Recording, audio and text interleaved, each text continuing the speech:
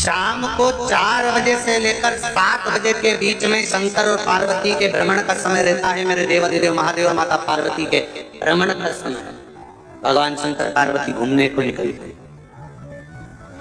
इसलिए हमारा सनातन धर्म कहता है शाम के समय पर माताओं को झाड़ू नहीं लगाना चाहिए, शाम के समय पर माताओं को चूड़ी बिछिया नहीं बदलना चाहिए, शाम के समय पर माताओं को मांग में सिंदूर नहीं भरना चाहिए, शाम के समय पर माताओं को बाल नहीं बांधना चाहिए, शाम के समय पर माताओं को चौखट पर नहीं बैठना चाहिए। उसका कारण क्या है? क्योंकि पार्वती जी ने भगवान भोलेनाथ जी से कहा था कि तुम मुझे रोज शाम के समय प्रदोष काल में भ्रमण के लिए लेकर जाते हो, मेरे लिए आज्ञा क्या है? शंकर भगवान ने कहा सुनो पार्वती, मंदिर के अंदर नंदी रहता है।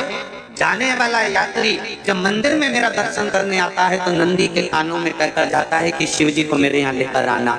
मैं नंदी के अनुसार उनके घर जाता हूँ। मेरा काम है उनका कल्याण करना और तेरा काम है उनके घर की नारी को अखंड सौभाग्यवती का वर प्रदान करना, ये तेरा काम। तब पार्वती माता ने कहा अखंड सौभाग्यवती होने का वर मैं तो दे दूंगी, पर उस समय पर माताएं चूड़ी बदल रही होगी, हाथ से चूड़ी निकाल रही होगी, तुम्हें वर कैसे दे सकती हूँ? मांग भर रही होगी, तुम्हें वर कैसे दे सकती हूँ? उस समय पर चूड़ी बिछिया बदला जा रहा होगा, तुम्हें वर कैसे दे सकती हूँ? उस समय पर झाड़ू लग रही होगी तो मैं लक्ष्मी को वहां कैसे भेज सकती हूँ? आप बताओ। तो शंकर भगवान ने कहा प्रदोष के समय एक ऐसा समय होता है, शाम का समय ऐसा होता है जिस समय पर केवल शंकर और पार्वती की आराधना का समय होता है। हम तो कई लोगों से कहते हैं अगर आपके यहाँ संपदा नहीं आ रही है, बहुत मेहनत कर रहे हो, फल नहीं मिल रहा, कहीं नौकरी, कहीं सर्विस या कहीं व्यापार या व्यवसाय में कहीं तकलीफ आ रही है, हम सबसे कहते हैं शाम का समय पकड़ लो, शंकर जी के मंदिर में दिया लगाना प्रारंभ कर दो। शिव मंदिर में अगर दिया नहीं लगा रहे हो तो बेलपत्री के पेड़ के नीचे दिया लगा। बेलपत्री और शंकर जी के मंदिर में दिया नहीं लगा रहा तो शंकर जी के मंदिर के बाहर चौखट पर दिया लगा। इतना भी नहीं कर सकते तो अपने घर के बाहर अपने द्वार पर दिया लगा दो और शंकर जी के नाम का श्री शिवाय नमस्तुभ्यं बोलकर शंकर भगवान को याद कर कर अपनी कामना कर कर बाबा का स्मरण कर कर पंचाक्षर मंत्र नमः शिवाय, षडाक्षर मंत्र ओम नमः शिवाय, द्वादशाक्षर मंत्र ओम नमो भगवते वासुदेवाय, जो मंत्र तुमको याद है उसका स्मरण कर कर लक्ष्मी हो चाहे नारायण हो चाहे राम हो चाहे कृष्ण हो स्मरण कर कर शाम के समय बाहर दिया लगा दो, दरवाजे के पास लगा दो। वो सुनेगा जरूर, आएगा तो उसका वेलकम जरूर होगा और वो कुछ देकर जरूर जाएगा। नियम तो बनाओ, उसकी चौखट पर जाकर कहना।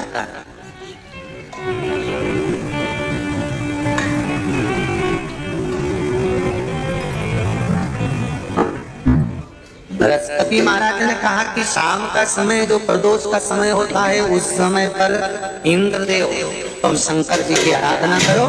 शिव आराधना से शंकर जी जो मार्ग प्रशस्त करेंगे, शिव आराधना से जो शंकर जी कहेंगे वो तुम करना। ठीक है, आराधना करी बाबा भोलेनाथ जी।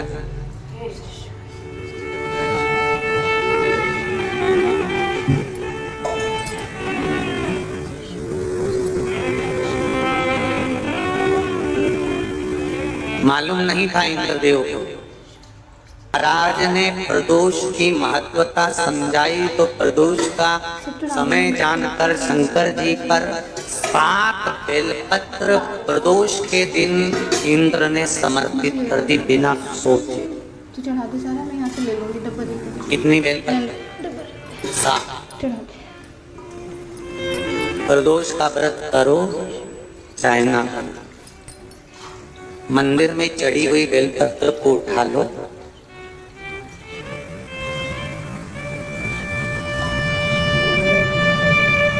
बेलपत्र का ब्रह्म कमल बना लो।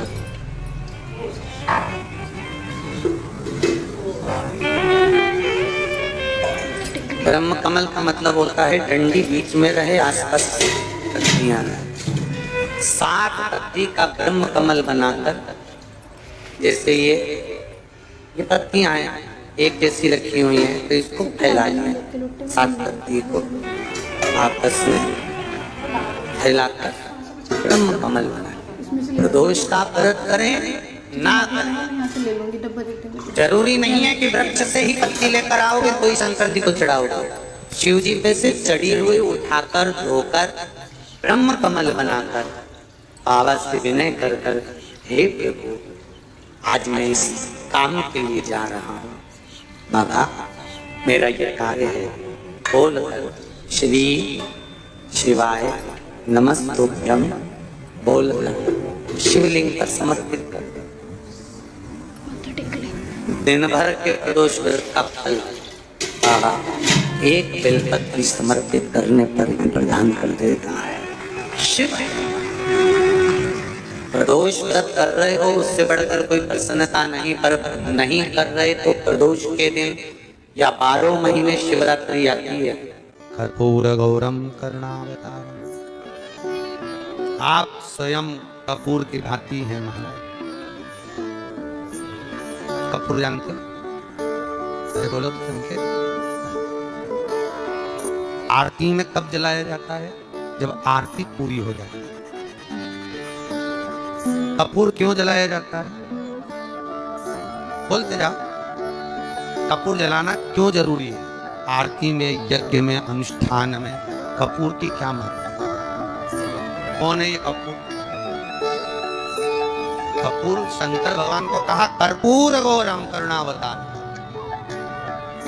आप कपूर की तरह श्वेत हैं, पर कपूर की तरह आप हैं, क्योंकि कपूर है क्या? जब भगवान राम और कृष्ण ने यज्ञ किया, देवताओं ने आवृत्त यज्ञ किया। भगवान विष्णु जिस यज्ञ को करें, भगवान राम ने जो अश्वमेध यज्ञ किया, देवताओं ने जो यज्ञ किया, आनंदमय भगवान विष्णु जिस यज्ञ को करे, अश्वमेध यज्ञ केवल राम ने नहीं, इससे पहले नारायण कर भगवान विष्णु लक्ष्मी के साथ। अश्वमेध यज्ञ का अश्व राम जी के समय पर तो लवकुश ने पकड़ा था, और विष्णु भगवान के समय पर वो यज्ञ का घोड़ा सब दूर घूमता था। वो अश्व जो आया वापिस, भगवान विष्णु से उस अश्व ने निवेदन करा कि अब मुझे करना क्या है? मैं सब दूर से आता हूं, क्या मैं पृथ्वी पर ऐसे ही भ्रमण करता रहूंगा, जगत में ऐसे ही घूमता रहूंगा? तब भगवान विष्णु ने भगवान शंकर से निवेदन करा कि इस अश्व का क्या करें। शंकर भगवान ने 33 कोटि देवताओं को विराजमान किया। शंकर अपने अंदर 33 कोटि देवताओं को बिठाकर, तब भगवान शंकर ने हाथ में गंगा का जल लेकर उस अश्व पर छोड़ा, उसको कपूर बनाकर उसको यज्ञ में समर्पित किया। भगवान विष्णु से कहा, सुनो विष्णु, यज्ञ की पूर्ण आहुति पर यह कपूर के रूप में ये अश्वमेध यज्ञ के अश्व को दान दिया गया। अर्थात पृथ्वी पर मनुष्य यदि अपने घर में आरती पूजन में कपूर को प्रज्वलित करेगा तो उसको 1000 अश्वमेध यज्ञ का फल उसी समय पर प्राप्त हो जाएगा। इसलिए हर आरती के पूजन के बाद कपूर का टुकड़ा जलाएं। कपूर की बड़ी महत्वता है। यदि घर में क्लेश मचा हुआ है, बहुत अशांति, बहुत ज्यादा क्लेश है, बहुत ज्यादा क्लेश, तो कपूर के 4 टुकड़े कर लीजिए और 4 टुकड़े कर चारों दिशा में घर में रख दीजिए। कितना भी झगड़ा चल रहा होगा, कितना भी क्लेश मचा होगा, शांति हो जाएगी, अपने आप शांति हो जाएगी। 5 या 7 मिनट